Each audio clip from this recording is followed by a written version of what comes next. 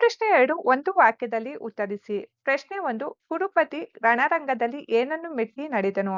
ಉತ್ತರ ಕುರುಪತಿ ರಣರಂಗದಲ್ಲಿ ಊದಿಕೊಂಡ ಎಣಗಳನ್ನು ಮೆಟ್ಟಿ ನಡೆದನು. ಪ್ರಶ್ನೆ 2 ರಣರಂಗದಲ್ಲಿ ಸಾಗುವಾಗ ದುರ್ಯೋಧನ ಯಾರ ನೆರವನ್ನು ಅವಲಂಬಿಸಿದನು? ಉತ್ತರ ರಣರಂಗದಲ್ಲಿ ಸಾಗುವಾಗ ದುರ್ಯೋಧನ ಸಂಜಯನ ನೆರವನ್ನು ಅವಲಂಬಿಸಿದನು. ಪ್ರಶ್ನೆ 3 ಪಿನಾಕಪಾಣಿ ಎಂದರೆ ಯಾರು? ಉತ್ತರ ಪಿನಾಕಪಾಣಿ ಎಂದರೆ ಶಿವ. ಪ್ರಶ್ನೆ 4 ಚಕ್ರವ್ಯೂಹವನ್ನು ರಚಿಸಿದವರು ಯಾರು? ಉತ್ತರ ಚಕ್ರವ್ಯೂಹವನ್ನು ರಚಿಸಿದವರು ದ್ರೋಣಾಚಾರ್ಯ. ಪ್ರಶ್ನೆ 5 ತಂದೆಗೆ ಜಲಾಂಜಲಿಯನ್ನು ಯಾರು ಕೊಡಬೇಕು? ಉತ್ತರ ತಂದೆಗೆ ಜಲಾಂಜಲಿಯನ್ನು ಮಗ ಕೊಡಬೇಕು. ಪ್ರಶ್ನೆ 6 ದಿವ್ಯಜ್ಞಾನಿ ಎಂದು ಯಾರನ್ನು ಕರೆಯಲಾಗಿದೆ? ಉತ್ತರ ದಿವ್ಯಜ್ಞಾನಿ ಎಂದು ಸಹದೇವನನ್ನು ಕರೆಯಲಾಗಿದೆ. ಪ್ರಶ್ನೆ 7 ಅಂಗಾಧಿಪತಿ ಯಾರು? ಉತ್ತರ ಅಂಗಾಧಿಪತಿ ಕರ್ಣ. ಪ್ರಶ್ನೆ 8 ಹರಿಯು ಕರ್ಣನಿಂದ ಬೇಡಿದೇನು? ಉತ್ತರ ಹರಿಯು ಕರ್ಣನಿಂದ ಕವಚ ಬೇಡಿದನು. ಮುಖ್ಯ ಪ್ರಶ್ನೆ 3 2-3 ವಾಕ್ಯಗಳಲ್ಲಿ ಉತ್ತರಿಸಿ.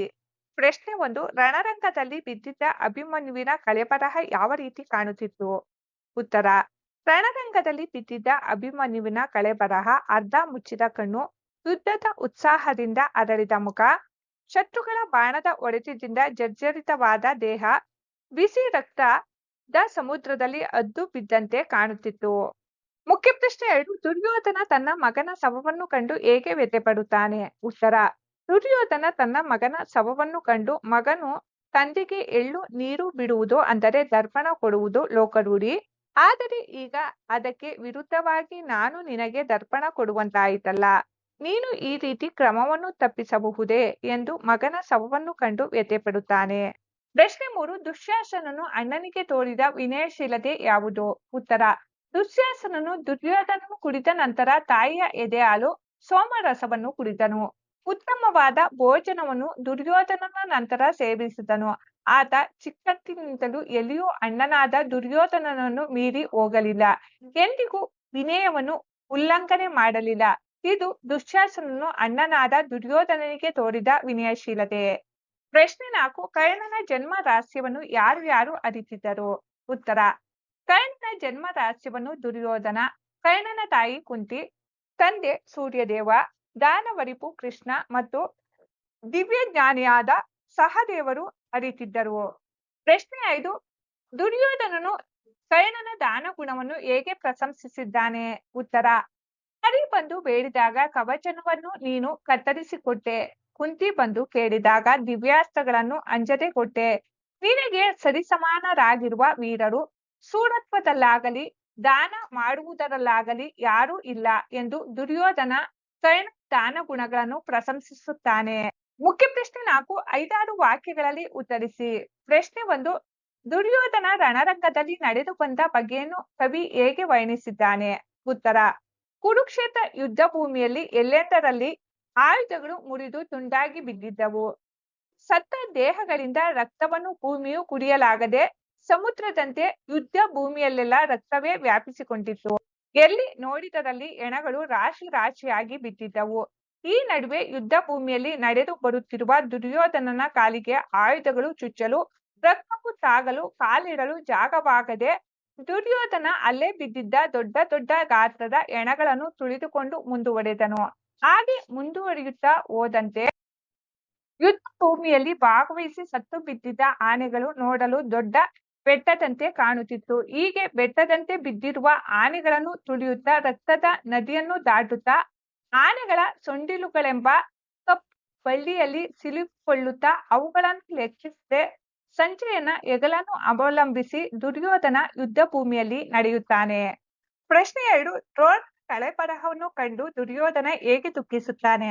ಉತ್ತರ ಕುರುಕ್ಷೇತ್ರ ಯುದ್ಧ ಭೂಮಿಯಲ್ಲಿ ಸಂಜಯನನ್ನು ಆಶ್ರಯಿಸಿ ಬರುತ್ತಿರುವ ದುರ್ಯೋಧನನು ಮೊದಲಿಗೆ ಶತ್ರುಗಳ ಬಾಣಗಳ ಪ್ರಹಾರದಿಂದ ಜರ್ಜರಿತನಾಗಿರುವ ದ್ರೋಣರ ಶವವನ್ನು ಕಾಣುತ್ತಾನೆ. ಈ ರೀತಿ ಕಂಡ ದ್ರೋಣರ ಶವದ ಮುಂದೆ ಕುಸಿದು ಹುಟ್ಟಿನಿಂದಲೇ ದುಷ್ಟನಾದ ದುಷ್ಟ ದುಮ್ಯಾನನು ದ್ರೋಣರಾದ ನಿಮ್ಮ ತಲೆಯ ಕೂದಲನ್ನು ಹಿಡಿದು ತಲೆಯನ್ನು ಕತ್ತರಿಸಿದನು. ನಿಮ್ಮ ಬಿಲ್ವಿದ್ಯೆ ಪ್ರಾವೀಣ್ಯದ ಮುಂದೆ ಅರ್ಜುನನೇ ಅಲ್ಲ ಪಿನಾಕಪಾಣಿಯಾದ ಶಿವನೇ ಬಂದರೂ ಗೆಲ್ಲುವುದು ಸಾಧ್ಯವಿಲ್ಲ. ನಿಮ್ಮ ಈ ಮರಣ ನೀವು ಆಲಕ್ಷಿಸಿದ ಪರಿಣಾಮದಿಂದ ಆಗಿರುವುದಲ್ಲ, ಅದು ನನ್ನ ಕರ್ಮದ ಫಲ. ನನ್ನಿಂದಾಗಿ ನಿಮಗೆ ಇಂತಹ ಮರಣ ಬಂದಿತು ಎಂದು ದುಃಖಿಸುತ್ತಾನೆ. ಪ್ರಶ್ನೆ 3. ಅಭಿಮನ್ಯುವಿನ ಶೌರ್ಯ ಸಾಹಸಗಳನ್ನು ದುರ್ಯೋಧನ ಹೇಗೆ ಹೊಗಳುತ್ತಾನೆ? ಉತ್ತರ. ಕುರುಕ್ಷೇತ್ರ ಯುದ್ಧ ಭೂಮಿಯಲ್ಲಿ ಅರೆಮುಚ್ಚಿದ ಕಣ್ಣು, ಯುದ್ಧದ ಉತ್ಸಾಹದಿಂದ ಅರಳಿದ ಮುಖ, ಕತ್ತರಿಸಿದ ಕೈಗಳು, ಬಾಣಗಳ ಪ್ರಹಾರದಿಂದ ಜರ್ಜರಿತವಾಗಿ ಔಡುಗಚ್ಚಿ ಅತ್ಯಂತ ಭಯಂಕರವಾಗಿ ಕಾಣುತ್ತಿದ್ದ ರಕ್ತದ ಮಡುವಿನಲ್ಲಿ ಬಿದ್ದಿದ್ದ ಅಭಿಮನ್ಯುವನ್ನು ಕಂಡ ದುರ್ಯೋಧನನು ತನ್ನ ವೈರಿಯ ಮಗ ಎನ್ನುವುದನ್ನು ನಿರ್ಲಕ್ಷಿಸಿ ಗುರುಗಳಾದ ದ್ರೋಣರು ರಚಿಸಿದಂತ ಚಕ್ರವ್ಯೂಹವನ್ನು ಇತರರಿಗೆ ಪ್ರವೇಶಿಸಲು ಸಾಧ್ಯವಾಗದೇ ಇದ್ದಾಗ ನೀನು ಅದನ್ನು ಭೇದಿಸಿ ಒಳಹೊಕ್ಕು ವೈರಿ ರಾಜರನ್ನು ನಿನ್ನ ಪರಾಕ್ರಮದಿಂದ ಸದೆಬಡೆದ ಅರ್ಜುನನ ಮಗನಾದ ಅಭಿಮನ್ಯು ನಿನ್ನ ಪರಾಕ್ರಮಕ್ಕೆ ಸರಿಸಮರಾದ ಪುರುಷರಿರುವರೇ? ಅಸಾಮಾನ್ಯ ಬಲದಿಂದ ಕೂಡಿದ ನಿನ್ನ ಪರಾಕ್ರಮ ಬೇರೆ ಯಾರಿಂದಲೂ ನೋಡಲು ಸಾಧ್ಯವೇ? ನಿನ್ನ ಪರಾಕ್ರಮ ಒಂದಂಶವು ನನಗೆ ಸಾಧ್ಯವಾಗಲಿ, ನಿನ್ನಂತ ವೀರ ಮರಣ ನನಗೂ ದೊರೆಯಲಿ ಎಂದು ಹೊಗಳುತ್ತಾನೆ. ಪ್ರಶ್ನೆ 4. ದುರ್ಯೋಧನನು ದುಶ್ಯಾಸನನನ್ನು ಕಂಡು ವ್ಯಕ್ತಪಡಿಸಿದ ಭಾವನೆಗಳ್ಯಾವುವು? ಉತ್ತರ. ಕುರುಕ್ಷೇತ್ರ ಯುದ್ಧ ಭೂಮಿಯಲ್ಲಿ ಭೀಮಸೇನನ ಗದಾ ಪ್ರಹಾರದಿಂದ ರಕ್ತ ಪ್ರವಾಹದಲ್ಲಿ ಸಿಲುಕಿ ಬಿದ್ದಿದ್ದ ತನ್ನ ತಮ್ಮನಾದ ದುಶ್ಯಾಸನನ ಶವವನ್ನು ಕಂಡ ದುರ್ಯೋಧನನು, ನಿನ್ನ ಕೊಂದವನು ಇನ್ನೂ ಬದುಕಿದ್ದಾನೆ, ನಿನ್ನನ್ನು ಕೊಂದವನನ್ನು ಬಡೆದು ಕೊಲ್ಲದೆ ನಾನು ಇನ್ನೂ ಬಿಟ್ಟಿದ್ದೇನೆ, ನಾನು ನಿನ್ನ ಪ್ರೀತಿಗೆ ಅರ್ಹನಲ್ಲ, ನೀನು ನನ್ನಲ್ಲಿ ಎಷ್ಟೊಂದು ಪ್ರೀತಿಯನ್ನು, ಸಜ್ಜನಿಕೆಯನ್ನು, ಗೌರವವನ್ನು ಇಟ್ಟಿದ್ದೆ, ನಾನು ಅದಕ್ಕೆ ತೋರಿಸಿದ ಪ್ರೀತಿ ಇದೆಯಾ? ತಾಯಿ ಎದೆ ಹಾಲನ್ನು ಮೊದಲು ನಾನು ಕುಡಿದ ಅನಂತರ ನೀನು ಕುಡಿದೆ, ಸೋಮಾಮೃತವನ್ನು ನಾನು ಮೊದಲು ಕುಡಿದ ಅನಂತರ ಕುಡಿದೆ, ದಿವ್ಯ ಭೋಜನವನ್ನು ಮೊದಲು ನಾನು ಸೇವಿಸಿದ ಅನಂತರ ನೀನು ಸೇವಿಸಿದೆ, ಬಾಲ್ಯದಿಂದ ಎಲ್ಲೂ ನೀನು ಸರದಿಯನ್ನು ತಪ್ಪಿ ನಡೆದವನಲ್ಲ, ನನ್ನನ್ನು ಮೀರಿ ಹೋದವನಲ್ಲ, ಆದರೆ ಇಂದು ಮರಣದಲ್ಲಿ ನನ್ನನ್ನು ಹಿಂದಕ್ಕೆ ಬಿಟ್ಟು ನೀನು ಮುಂದೆ ಹೋಗಿ ಕ್ರಮವನ್ನು ತಪ್ಪಿದೆಯಲ್ಲ, ಅಯ್ಯೋ ಮಗನೇ ದುಶ್ಯಾಸನ ಎಂದು ರೋಧಿಸುತ್ತಾನೆ. ಪ್ರಶ್ನೆ 5. ಕರ್ಣನ ಉದಾತ್ತ ಗುಣಗಳನ್ನು ದುರ್ಯೋಧನ ಹೇಗೆ ಕೊಂಡಾಡಿದ್ದಾನೆ? ಉತ್ತರ. ಕುರುಕ್ಷೇತ್ರ ಯುದ್ಧ ಭೂಮಿಯಲ್ಲಿ ದುಶ್ಯಾಸನನ ಶವವನ್ನು ನೋಡಿ ಮುಂದುವರೆದ ದುರ್ಯೋಧನ ತನ್ನ ಆಪ್ತ ಗೆಳೆಯನಾದ ಕರ್ಣನ ಶವವನ್ನು ಕಂಡು, ದುಶ್ಯಾಸನ, ನಾನು ನೀನು ಮೂವರು ಸದಾ ಒಟ್ಟಿಗೆ ಇರುತ್ತಿದ್ದೆವು, ಈಗ ದುಶ್ಯಾಸನನ ಮರಣದ ನಂತರ ನಾನು ನೀನು ಇಬ್ಬರೇ, ಈಗ ನೀನು ನನ್ನನ್ನು ಬಿಟ್ಟು ಎಲ್ಲಿಗೆ ಹೋದೆ? ನಿನ್ನ ಗೆಳೆಯನಾದ ನಾನು ಬಂದಿದ್ದರೂ ನೋಡದೆ, ಮಾತನಾಡದೆ, ಅಪ್ಪಿಕೊಳ್ಳದೆ, ಒಡೆಯ ಎನ್ನಪಣೆ ಎಂದು ಕೇಳದೆ ಯಾಕೆ ಇನ್ನೂ ಮಲಗಿರುವೆ? ಕರ್ಣ, ನೀನು ಇರುವ ಜಾಗದಲ್ಲಿ ಸುಳ್ಳು, ಅತಿಯಾಸೆ, ಭಯ ಯಾವುದಕ್ಕೂ ಅವಕಾಶವಿಲ್ಲ. ಸತ್ಯ, ತ್ಯಾಗ, ಪರಾಕ್ರಮ ಇವುಗಳಿಗೆಲ್ಲ ಕರ್ಣ ನೀನೇ ಮೊದಲನೆಯವನಾದೆ. ಇಂದ್ರನು ಬಂದು ನಿನ್ನ ಕವಚವನ್ನು ಬೇಡಿದರೆ ಕವಚವನ್ನು ಕೊಟ್ಟೆ. ನಿನ್ನ ತಾಯಿಯಾದ ಕುಂತಿಯು ದಿವ್ಯಾಸ್ತ್ರವನ್ನು ಬೇಡಿದಾಗ ಅಳುಕದೆ ಅಂಜದೆ ನೀಡಿದೆ. ನಿನ್ನಂತೆ ನಿನಗೆ ಸಮಾನರಾದ ದಾನಶೂರರು ಹಾಗೂ ಪರಾಕ್ರಮಿಗಳು ಯಾರೂ ಇರಲು ಸಾಧ್ಯವಿಲ್ಲ ಎಂದು ಕೊಂಡಾಡುತ್ತಾನೆ.